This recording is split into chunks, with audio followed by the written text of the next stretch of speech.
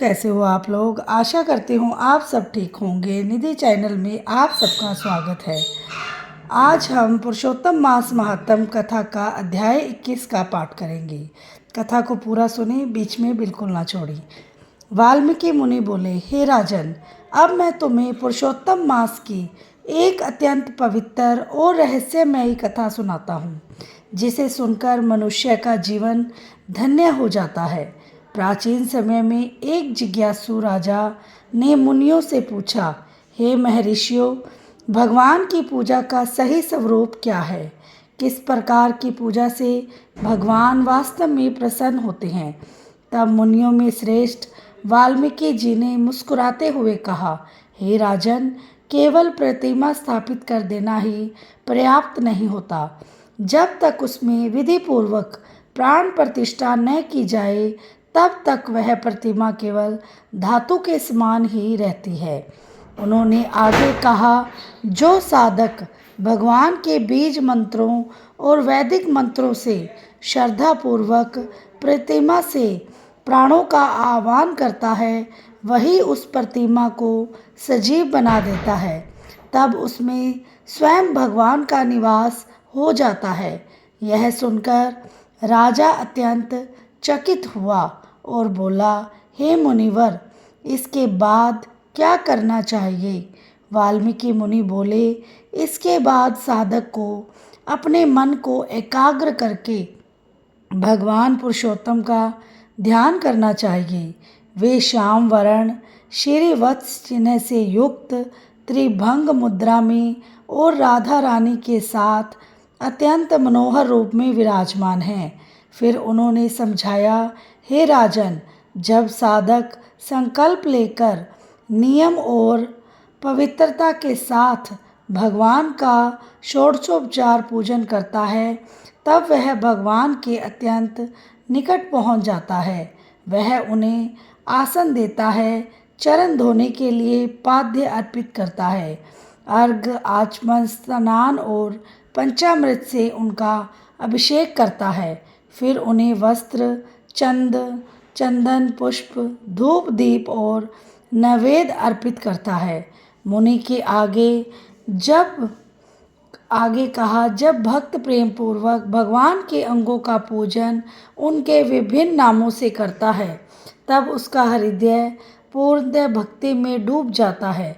इसके बाद वह आरती करता है, प्रदक्षिणा करता है और भगवान की स्तुति करता है।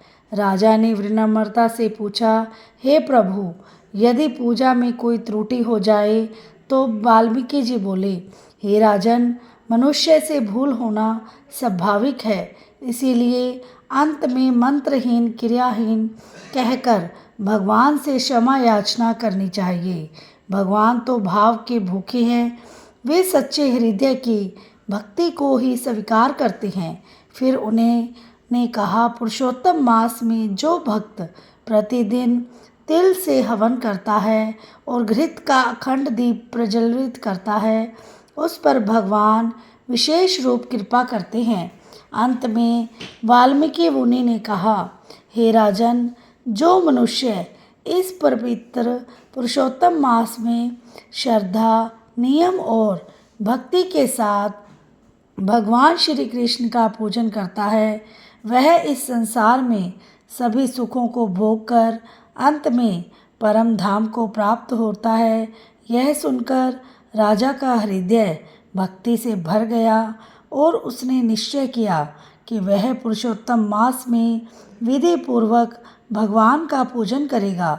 इस प्रकार यह कथा हमें सिखाती है कि सच्ची श्रद्धा, विधि पूर्वक पूजा और भगवान के प्रति पूर्ण समर्पण ही जीवन को सफल बनाते हैं। बोलो श्री विष्णु भगवान की जय हो। और कथा के अंत में हमें कीर्तन अवश्य करना चाहिए। आप भी मेरे साथ साथ कीर्तन कीजिए और आनंद लीजिए।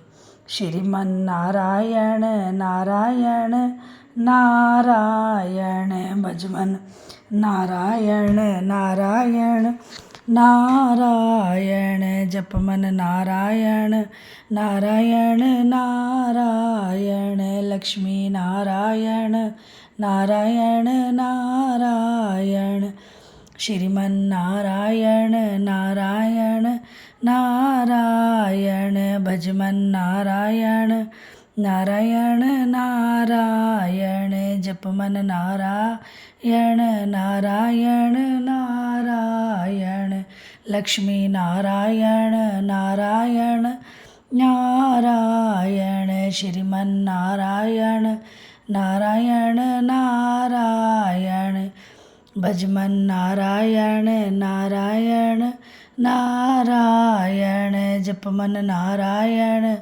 नारायण नारायण लक्ष्मी नारायण नारायण नारायण श्रीमन्नारायण नारायण नारायण जपमन नारायण नारायण नारायण भजमन नारायण नारायण नारायण लक्ष्मी नारायण नारायण नारायण श्रीमन्नारायण नारायण नारायण भजमन नारायण नारायण नारायण जपमन नारायण नारायण नारायण लक्ष्मी नारायण नारायण नारायण। बोलो श्री विष्णु भगवान की जय हो।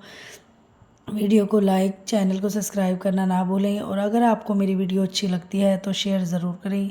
मिलते हैं नेक्स्ट वीडियो में नेक्स्ट अध्याय के साथ। राधे राधे।